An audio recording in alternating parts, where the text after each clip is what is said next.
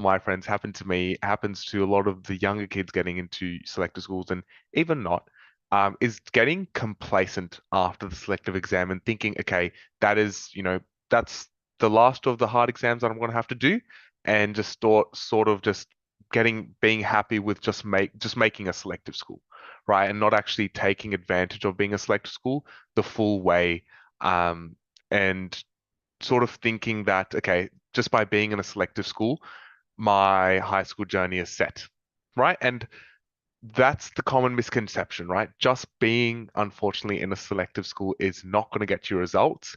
And you have to, there is definitely an advantage of being in selective school, but that advantage is not, okay, that's the end all be all. That advantage is essentially because the people around you are typically perform better, you will typically perform better. But if you're still not performing at a high level, then the people around you aren't also performing at a high level. So you also need to be performing at a high level, and the people around you, because you'll be a higher rank, will also perform at a better level, boosting you up more. That's how selective schools work. That's how scaling works. That's how you do take advantage of a selective school.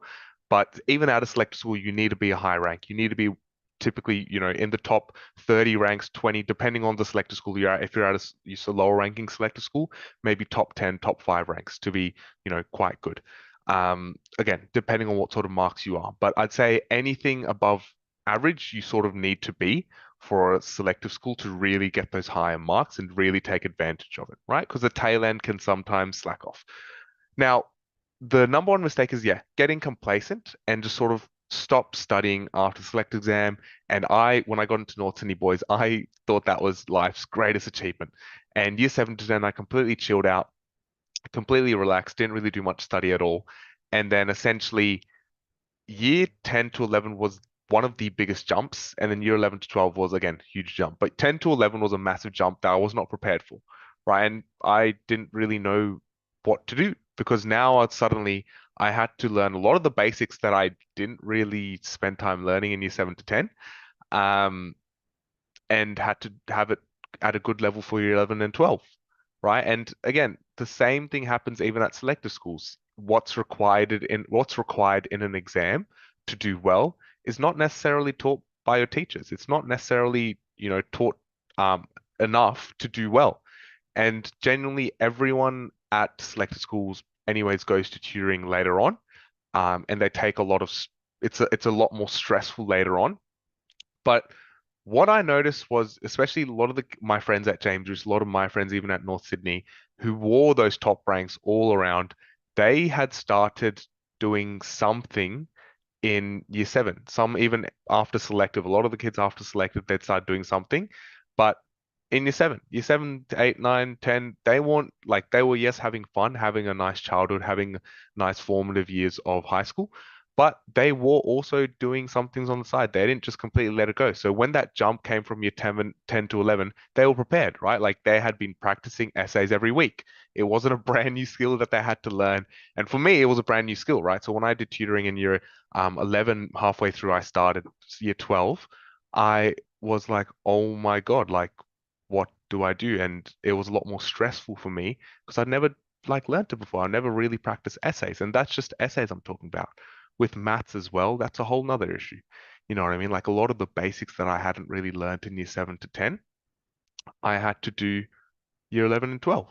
And I had to push a lot harder to learn these things now because I didn't A, also have the study habits, but B, even the knowledge.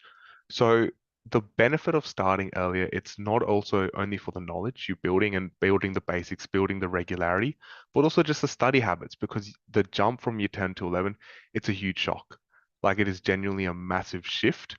And I just wasn't prepared for it, right? And I see everyone make the same mistake. You make the selective exam. This is just one of the exams that you're going to have to be doing out of many exams. It's definitely one of the bigger ones, but my sort of what I would suggest to everyone is continue that momentum, right? The reason everyone pushes so hard in selective because everyone starts really late. Everyone starts preparing on an average quite late. But if you had just started at a much slower pace from, maybe kindergarten, year 1, things like that, if school taught better, or you started learning kindergarten, you wouldn't have to take that amount of stress for the selective exam, right? And that's why a lot of kids are burnt out after selective. They don't want to do it anymore because they had to push so much in such little time.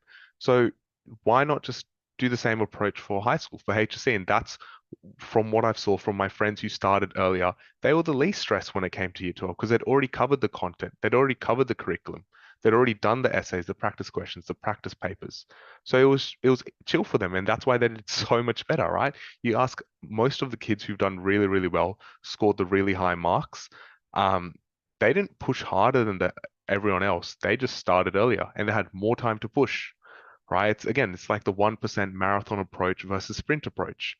And again, I think even a lot of the people who listen to this are still going to choose to take that sprint approach.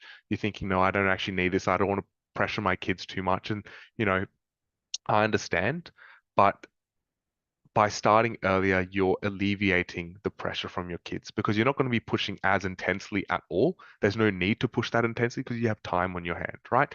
A lot of the guys, a lot of you guys listening to this right now, you all have time on your hand. You all have that time to space out the learning, right? So make use of year 7 to 10 and that time after selective. Keep that momentum going, don't completely stop. That's my one biggest advice to you because once you stop, it's very hard just to pick it up again in year 11. You can still do it when you're preparing for the selective exam because selective exam is not nearly as hard as the HSC. But if you're doing the same thing in year 11, where you start all this tutoring again, you start studying, it's just, there's a reason why every kid gets really stressed and most of the kids just burn out for HSC. It happened to me, it happens to a lot of kids, right? But the way to prevent burning out just by starting earlier, starting slower, and just taking that sort of pressure off that you have to score so highly. You can make all the mistakes you want, make all those little learning curves you want in year 7 to 10, so that when you get to year 11 and 12, it's easy for you then. All right, that's all I want to chat about. That's all we'll talk about this more in the future, but that's my sort of me talking about the number one big misconception that, once you're in a selective school, life is set, everything's great. It helps a lot, but you still need to do something. And I don't want people to make that same mistake that I did. Try to avoid it in any way, shape, or form that you can, but just keep that momentum going after the selective exam. Don't completely stop. That's my number one biggest advice to anyone, especially the younger kids who are going into the high school system. Take care, everyone. Speak soon.